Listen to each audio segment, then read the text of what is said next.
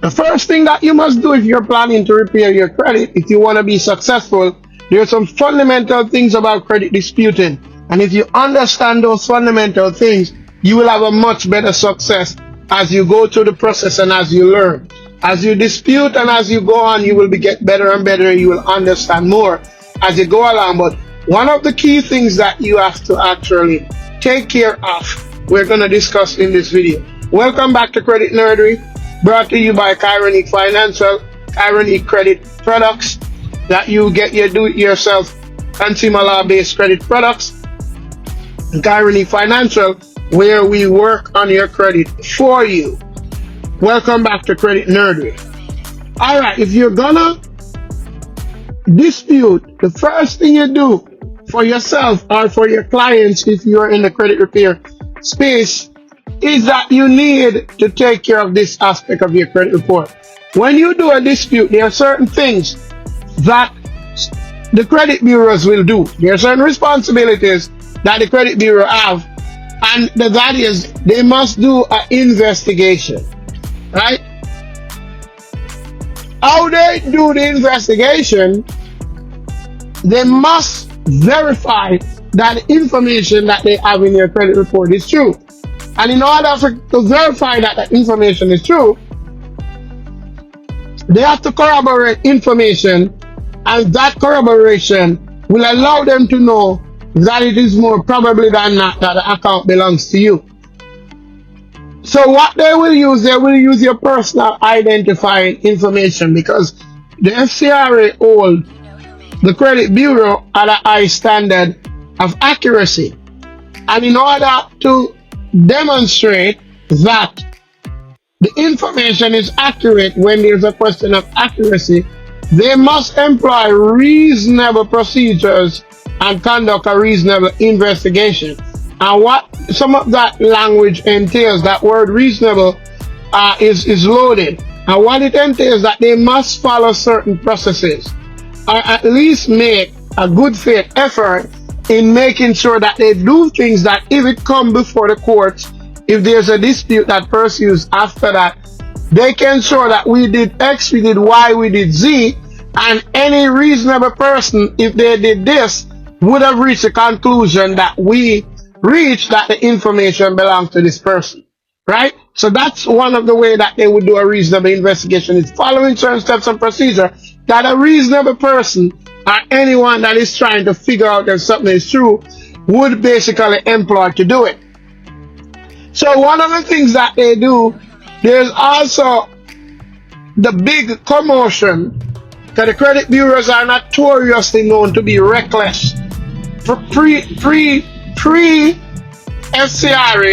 and even until now, to be reckless in how they add information to our credit reports, and how they basically, a matter of fact, the ones that are even more reckless than others are actually the data brokers that sells the information.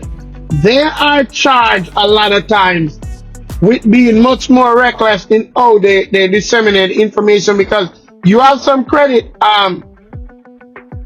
consumer reporting agencies that they don't really produce report, they just collect data and sell the data to the bigger ones or even other specialty ones, and they come under scrutiny for the way that they basically match our information and what they use to basically identify consumers and put information together that demonstrate that this information belongs to X, Y, or Z. Now, each of the bureaus have different technique that they use. They have their different technique, and how they approach this is different. So one of the things that there are several steps that they use, and one of the thing is they use our personal information. They use our personal information to match against the account.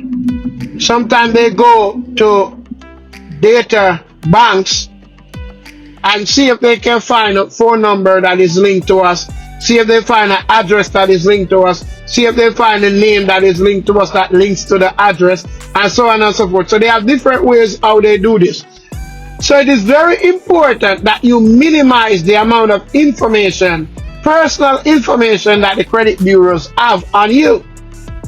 So it's important that before you do any dispute, that you clean up your personal information. Your personal information is not calculated in your credit score. It doesn't add to your credit score, but it adds to your credit profile. And it allows credit bureaus to make better matching decisions with identify a consumer and other information that is linked to that consumer. So once you are gonna do credit disputing, first thing you do, clean up your personal information. Clean up those names. You don't want more than one name. Or if you're married and you use both of your name, your pre-marriage name and your married name on accounts, because I have clients that does that. They use both their married name and their pre-married name on accounts, because they have their accounts prior to being married, and after they got married they open new accounts and they use their married name. So if you have two names, you allow only those two names to be there. If you only, because you have individuals who are married but they only use their pre-married name, the name that they were born with, their birth name, prior to being married, and even after they are married they still only consistently use that name. And I would basically encourage us to use one name when you are doing your business. Use one name, use that name consistently. It allows you to look more legitimate. It allows you to raise less suspicion, especially in an era where identity theft is rampant. So the first thing you do, you clean up those names. Have one name. If you use two names because you're married, just use those two names. If it's not because of marriage, try and condense all the names and have one name. Alright? You don't want more than one address on your credit report. One address. The credit bureaus are notorious to, so for example, if you own a property and you might not live there, it might be an investment property or something, you live somewhere, they're notorious because of the mortgage company supplying that information to add that address there. If you can do your best to get it off, get it off. You want to have one address. You want to have one phone number. You don't want 5, 6, 7 phone number. And if you can get a phone number that is not as personal and use, you do that. And you try and make sure that that number is not really linked to any one of the accounts that you're trying to get off.